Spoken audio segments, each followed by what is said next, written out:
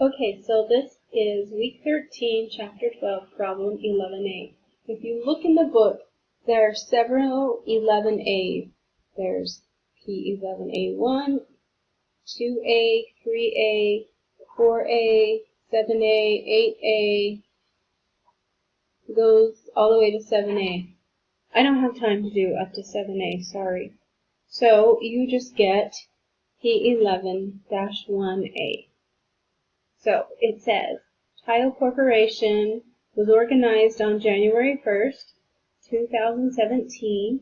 It is authorized to issue 20,000 shares of 6%, $50 par value preferred stock, and 5,000 shares of no par common stock with a related value of $1 per share.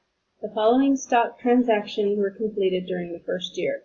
And here's the information to the side.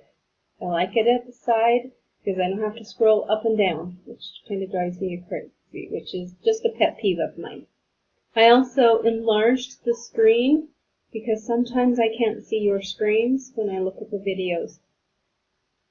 Okay, so January 10th issued 70,000 shares of common stock for cash at $4 per share.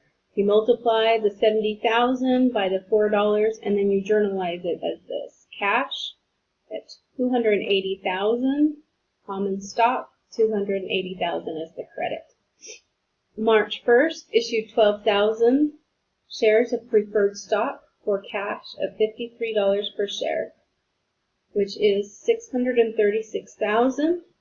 So I debited cash and then I credited preferred stock. On May 1st, we issued 120,000 shares of common stock at cash, for cash at $6 per share. And so here we have cash debited at 720,000 and preferred stock credited at 720,000. On September 1st, we issued 5,000 shares of common stock for cash at $5 per share. So we debited cash at 25,000 and credited common stock for 25,000. On November 1st, we issued 3,000 shares of preferred stock for cash at $56 per share. And so we journaled it as cash, 168,000, and preferred stock, 168,000. Last week in chapter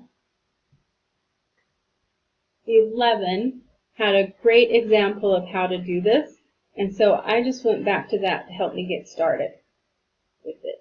Okay, so once we've journalized it, then we have to do the second part, which is post to the stockholders' equity accounts, and it says to use T accounts.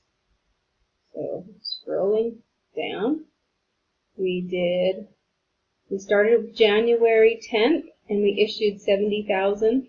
So I took it here. So I started here. I had cash at 28,000. So I did cash. I debited cash at 280,000. Sorry about that.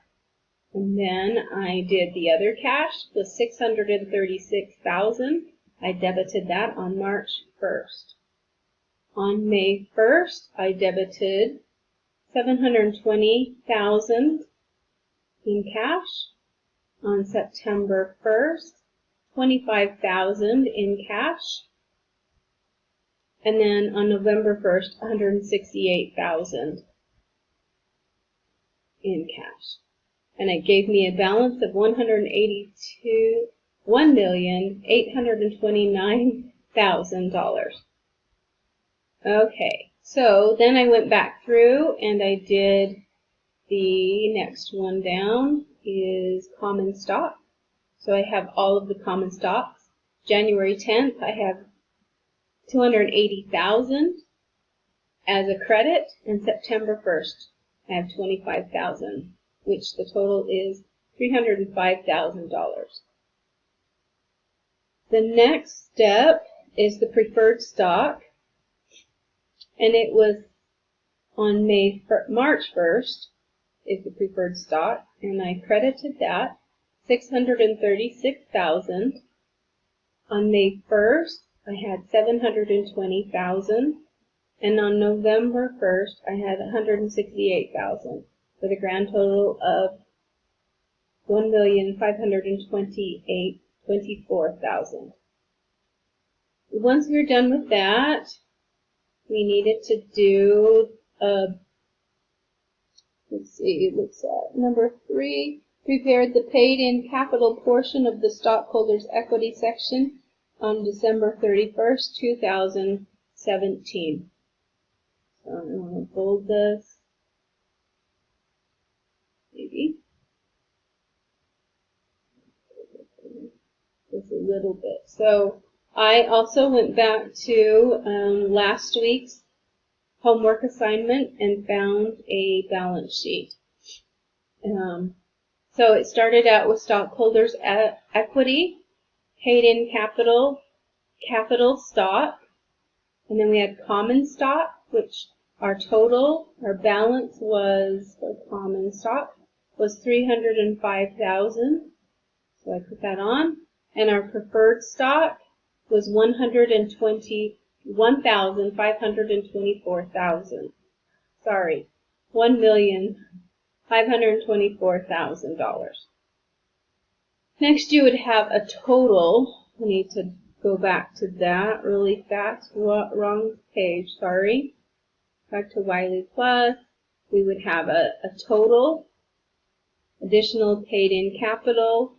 Since this was only a partial assignment, then it would have a total stockholders' equity. So let's add that in.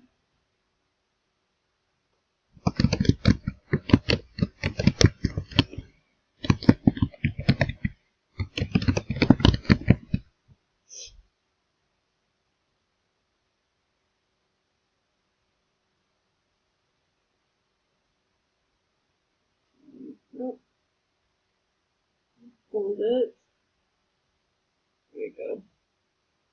And then we have a total here. There we go.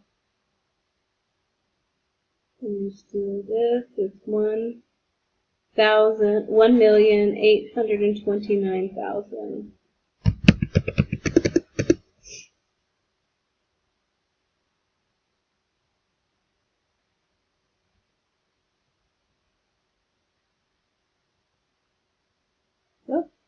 Anyway, so there it is. This was problem set A. And like I said, problem set A goes all the way to 7. And I just don't have that kind of time if I want to get my homework done this week. So good luck. I hope you're all doing well in the class. And thanks.